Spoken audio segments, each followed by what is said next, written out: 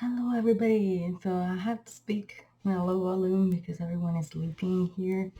But I wanted to make this short, I hope, video about introversion and socializing. It's not like I'm going to tell you a lot of things like teaching or anything. I don't like teaching at all. I'm just going to go through a couple of thoughts that have been crossing my mind. So, first thing, introversion is a bitch. I mean, those of you who are introverted may know, and there are introverted thinkers specifically, may know that meeting people and socializing is extremely draining, to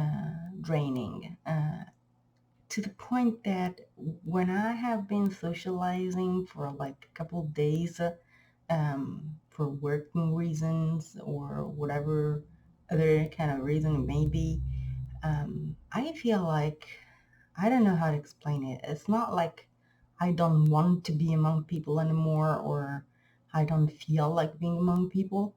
It's rather like my whole being kind of implodes in some way. Um, I grow exponentially exhausted, like really, really tired, sleepy, kind of little, quite literally, actually. I grew very sleepy. I start sleeping most of the day.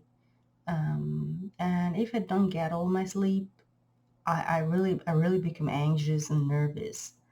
And that really sucks because it prevents me from doing a lot of things that I actually would want to do. For example, right now, I have been sitting in front of my computer for like 30 minutes, checking videos, watching videos, because I just woke up and I'm too tired to actually go through my books, write, and do stuff. That's a big issue because it blocks my activities. Um, on a general, in general, on a general note, on a general basis, I am very low energy. I do not have all this energy available. Hmm. Even though I like to think that I can do anything anyone else can do, um, my energies are normally very low. But uh, living with someone else or sharing time with people makes things much worse, like really bad. Um, and that's weird because I've always thought, for example, that I'm not one of those kind of people that go out there and are like, oh my god, I hate people. I don't want to be there with people. People suck and fuck and stuff like that. That's not. That's probably what I should be saying, and they should shut up because they keep staying among people, and I instead cannot. But that's not the kind of person I am. I believe that human beings are social animals, but I am an antisocial animal for some reason.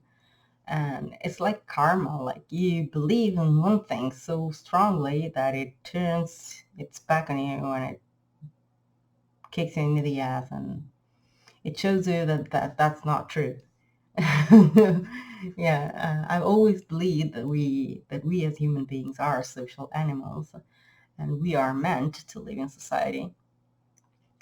But I personally had to find out about myself that that's not true about me. Mm, and that sucks pretty bad because I actually would want to be social. Um, that's a weird thing about me. Because I recognize all the reasons why I cannot be sociable, and why I cannot be among people, and why I don't like being among people, to be honest. But at the same time, part of me would want to be different. Um, I wouldn't be willing to give up my being and the way I am to become that thing that I think I would want to be. But at the same time, sometimes I wonder if life wouldn't be much easier or much more enjoyable if I were more average in a way. Um, like, I mean, I'm looking here at ESFJs, for example, or INFJs, the super sociable types, an introvert and an extrovert. Obviously, the INFJ is not going to be as social as the ESFJ, but still, this super sociable people that fool around, play with others, do sex jokes and stuff. And that makes me wonder, because that's one of those things that is not for me at all. Like, really. Sexual jokes, anything sexual related, um, it really kind of disgusts me to use as a joke, to joke about it. Um, I'm not, oh my God, I'm talking too loud. I'm not the kind of person that, I don't know how to say it. I'm not a butthead of those that, oh my God, sex, let's not talk about sex. Oh my God, no.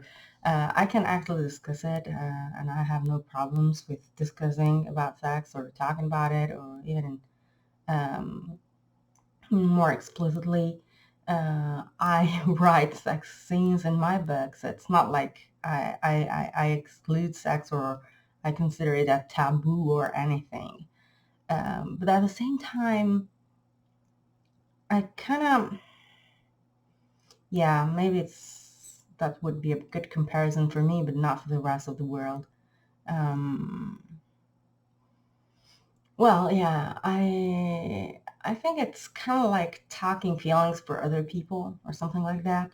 Um, like I can, I have a much easier time discussing sex or talking about sex than I have about talking about feelings, to be honest. But at the same time, joking around it, joking about it, making vulgar and those kind of jokes, that's really not my cup of tea.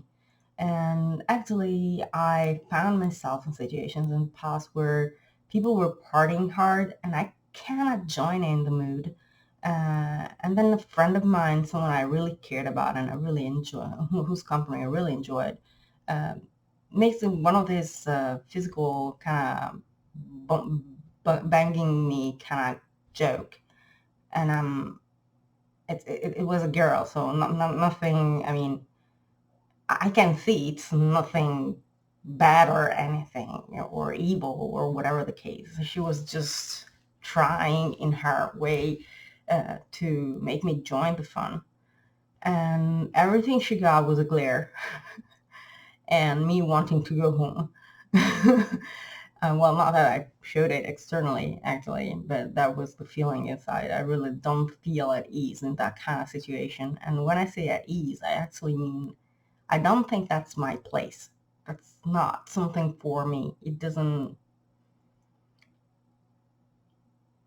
in the best case scenario, it doesn't do anything for me. In the worst case scenario, it disgusts me. If it is extremely vulgar, it disgusts me. So yeah, I think that's probably the thing that makes social life the most difficult for me. All this sexual based jokes, all this stuff that revolves around sexuality. Also, in the past, I recently started wearing very close clothes and stuff because people keep posting stuff in my comment section about my boobs, and that's something that I've always considered myself a brain. I barely even take into account my physicality. And when I do, it's mostly a problem for me. So being addressed for the size of my boobs or being talked to starting from there, well, that, I don't know how to say it. It's not like I'm offended or anything. It's just, it feels like you're not talking about me. You're not talking about the person I am. Um, it's like you're talking to someone else and you're looking for someone else. It's like that's not me. That's just not me. Just leave me alone. That's also another thing. You cannot, I mean, you cannot go out there in society. I know how the word works. You cannot go out there in society and expect men not to mention you have huge boobs if you do. Um, so there are men that do, there are men that don't. Men are like women. I mean, we're all the same. We just have some slight differences in thinking. But that's not such a big split. I mean, yeah, anyway, you get there and people do this stuff, and that one person doing that, it kind of ruins my whole day, and it makes my mood really gloomy, and then picking my mood up is not that easy for me. So, yeah, it's kind of weird for me because, I mean, like I said, I would want to be sociable. I highly admire people who have this superpower that makes them sociable, like really able to fit in and to enjoy the fun and to spend like one evening fooling around with others and doing all these jokes without feeling uncomfortable or out of place. Mm,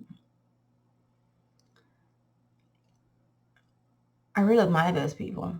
I do. Would I want to be like them? I don't know. That's a question I cannot answer. Um, Problem is that I've always been sitting, thinking, and pondering, and in my head about gathering information, studying stuff. If I'm not studying socionics or enneagram, I'm studying something else. Normally psychology, but not necessarily. I enjoy quantum physics. Not that I can grasp everything about it. Actually, I can understand, but I cannot do the math. That's I understand what others do. I enjoy reading it. I enjoy Stephen Hawking's books and works. That kind of stuff. I really can look at a lot of things, different things.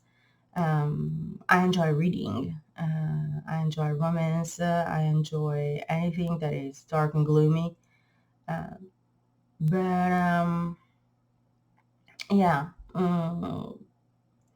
I've never been particularly sociable. And even though my parents actually pushed me as a child to join in, and I went to the kindergarten because my mother and my father wanted me to learn how to be in society. I think that kind of backfired on them because instead of learning how to be sociable and becoming sociable myself, I actually learned how the world works and what I don't want to join in. So I'm not willing to give up my hobbies and my way of being, and that requires a lot of time. So I'm not I'm not willing to give up being a brain. I am a brain to myself, and I'm not willing to give up being a brain. And that kind of blocks every conversation about pretty much anything because one thing I think Blaise Pascal was right about is that amusement kills intellectualism. So you're either amusing yourself or being intellectual. And since I enjoy being intellectual, amusement is kind of ruled out automatically. Do I feel that I need amusement? Sometimes, yeah. Sometimes I do feel that I need it, but I can live without it pretty easily. Um, Actually, I think some kinds of amusement make my life harder. So, like I said at the beginning, part of me would want to be different, like from the start, from when I was a child. I wish I had a different life from one perspective, like being sociable, being one of these, um, I don't know, maybe even shallow, bumpy, jumpy kind of girls that don't go like, that kind of thing. Part of me wishes I was like that, because I think that way life is much easier. But I'm not willing to give up who I am to be that kind of thing. It would be possible, I think, but I'm not willing to do that. So I think this kind of conflict grows and stems from my difficulties with socializing in general. I don't think I would have this kind of issue if I had less issues socializing. Um, so yeah, I think I will close this here, and I will just go and try to write my book. I heard people moving around the house, and I don't want to be the one waking them up. So I will talk to you soon. Bye.